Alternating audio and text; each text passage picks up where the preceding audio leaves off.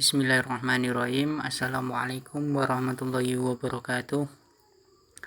Perkenalkan, nama saya Fendi Triadi, NIM D400-180-123, akan menjelaskan tentang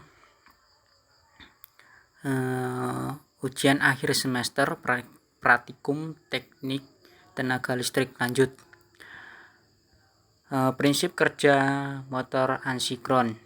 Motor induksi ansinkron diberi sumber 3 fase, maka akan kumparan stator yang mengalir arus menimbulkan medan magnet putaran stator, memotong batang konduktor, menghasilkan tegangan GLL, yang kemudian menghasilkan arus dalam medan magnet yang menghasilkan gaya F pada motor bila torsi mulai yang dihasilkan oleh gaya pada rotor berputar searah medan putaran.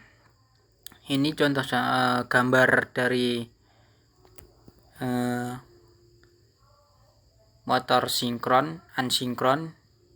Di sini ada winding conveyor stator, itu yang di bulat di tengahnya.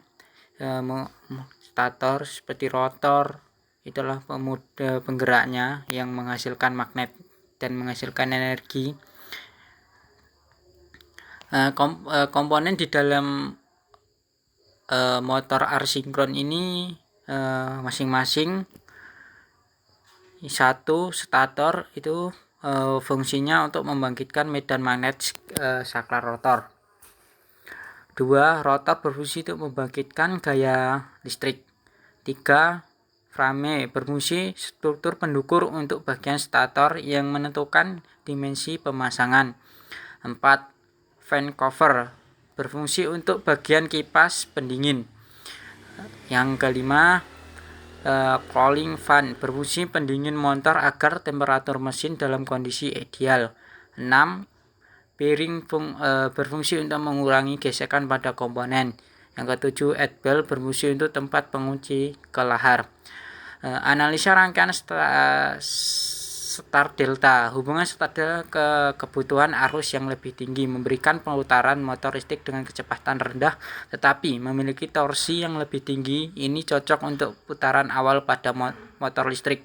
Sedangkan hubungan start delta membutuhkan arus yang lebih besar dan ia putaran motor tertinggi. Rumus perhitungan ansinkron terdiri dari tegangan V, arus I, daya P, torsi T. Untuk mencari nilai P, harus melihat RPM, P dan T perhitungan untuk mencari nilai perhitungan melihat besaran dan ketahui yaitu V tegangan, I arus. P dan peroleh dari hasil perkalian P dan I pada setiap hasil dari hasil perhitungan nilai. Terus kemudian pada torsi diperoleh dari rumus 60 ketentuan dikali P daya 2 PR dan NR jumlah RPM. Kita lihat contoh soalnya dari ansinkron.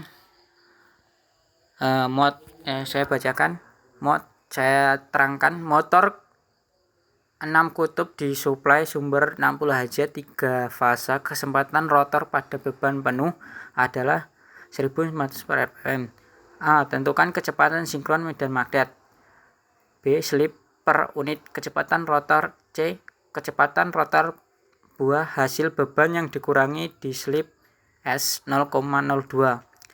A. Kecepatan sinkron NS 120 F per P sama dengan 120 kali 60 per 6.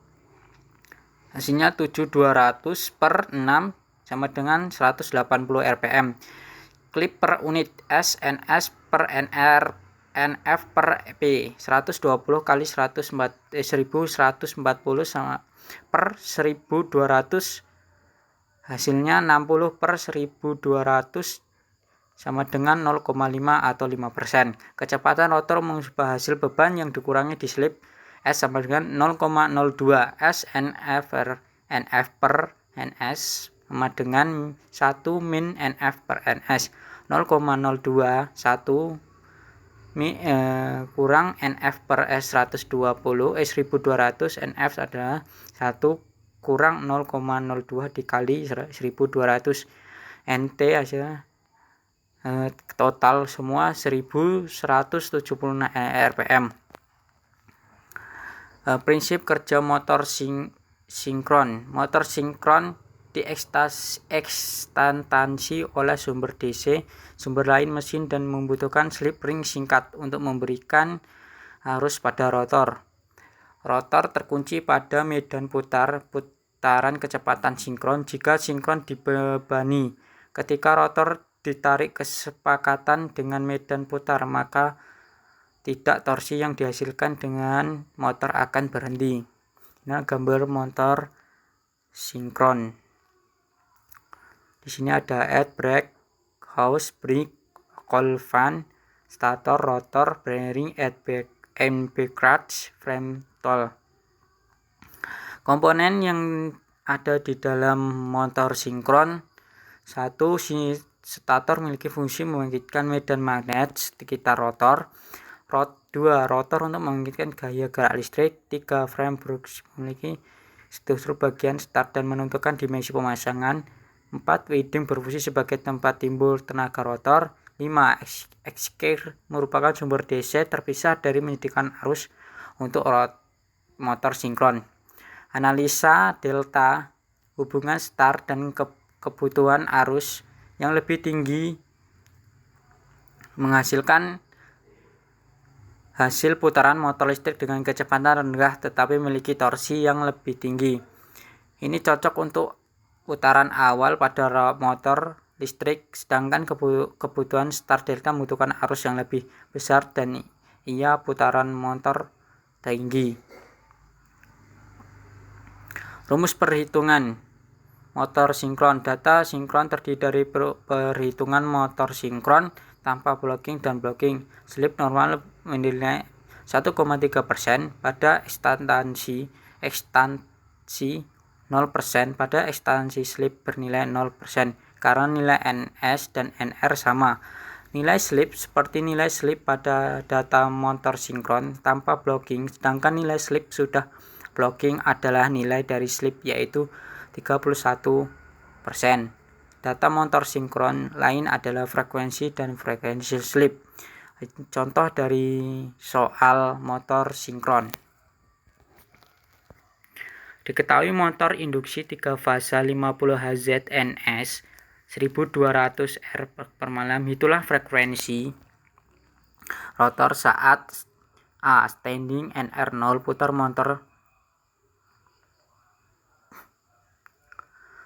putaran motor sebesar 500 rpm tidak searah. Jawab: NR 0.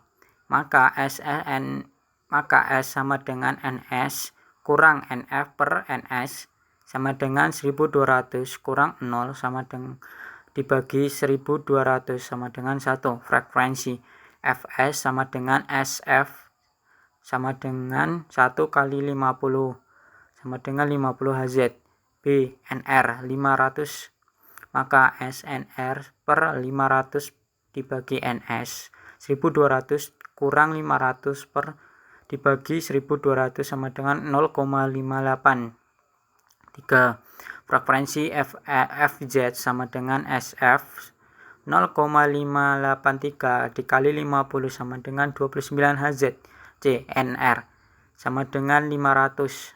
Maka SNS per buka kurung min 500 dibagi NS 1200 buka kurung min 500 dibagi 1200 sama dengan 100,147 frekuensinya.